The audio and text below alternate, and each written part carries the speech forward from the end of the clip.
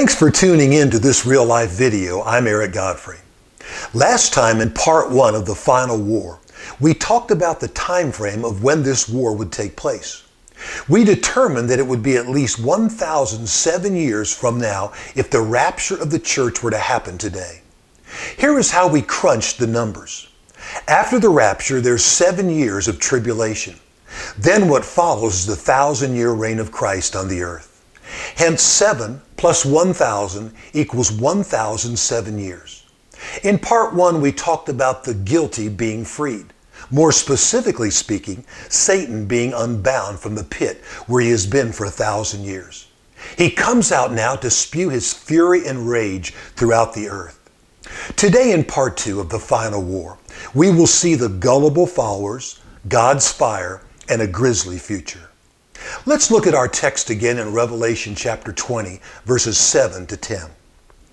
When the 1,000 years are completed, Satan will be released from his prison and will come out to deceive the nations which are at the four corners of the earth, Gog and Magog, to gather them together for the war. The number of them is like the sand of the seashore. And they came up on the broad plain of the earth and surrounded the camp of the saints and the beloved city, and fire came down from heaven and devoured them.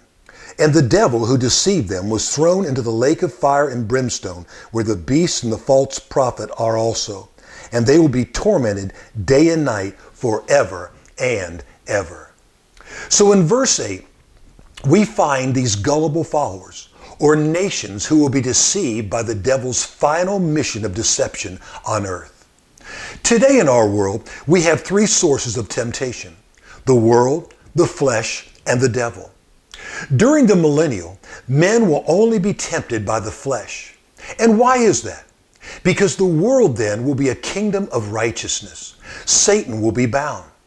But after the 1,000 years expire, a choice will be given to the inhabitants of the earth. Yes, multitudes will be saved during the millennial, but another multitude will not. Like today, they will give lip service to King Jesus, but there will be no heart change. They had an outward conformity without an inward reality. So because some of earth's people are not saved during this time, they will be easily deceived. They will readily follow after the devil and his plan. Verse 8 also speaks of Gog and Magog. That title is also referenced in Ezekiel 38 and 39. In those passages, it is referring to the great army from the north coming to do battle against Israel during the tribulation. Here in Revelation 20, the same terms are used, but it now includes the whole geography of earth. So these 2 battles, though the same in name, are 1,000 years apart. It can be best understood by a parallel from our own country's history. We had World War I and World War II. So this is Gog Magog 2 that comes after Gog Magog 1. The nations of the world will follow Satan into the final battle. It will be his last rebellion and the last rebellion of man, the last Waterloo. As we continue to verse 9, we discover God's fire. This takes place within the camp of the saints, or in other words, Jerusalem, Israel. It is here that Jesus sits on his earthly throne. It is now that these sinful rebels come to do battle with God and his children.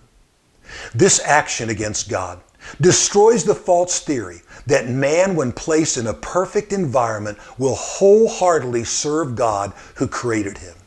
Then fire comes down. Remember at the end of the tribulation, when Jesus came back to earth? He destroyed those opposing forces with the word of his mouth.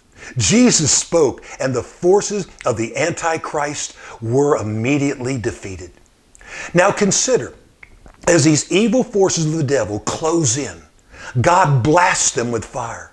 Can you imagine the scorching fire and its heat coming down on the head of these rebels? It is a reminder of what happened at Sodom and Gomorrah.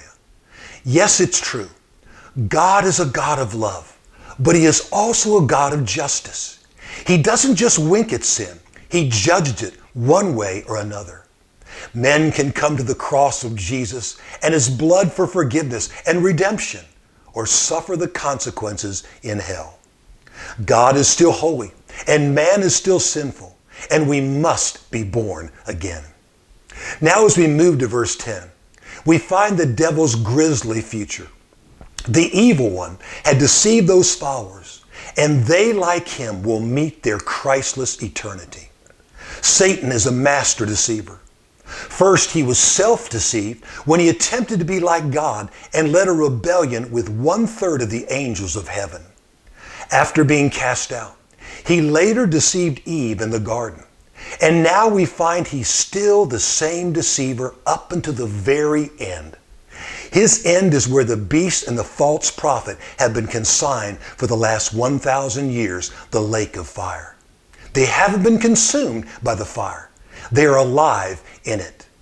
Death is not annihilation. Our soul lives on forever in either heaven or hell after we die. So here in verse 10, like Pharaoh at the Red Sea, Satan will meet his demise. After this time in world history, a new heaven and a new earth will appear. Glory to God. But for now, we live in a troubled, sinful world, spiraling out of control. But there is our God in heaven, who is sovereignly moving the chess pieces of men to the counsel of his own will. We believers are kept by the power of our God, and as that gospel song in 1968 rightly said, oh happy day, when Jesus washed my sins away. Until next time, this is Real Life, and I'm Eric Godfrey. Keep looking up, because our Redeemer comes.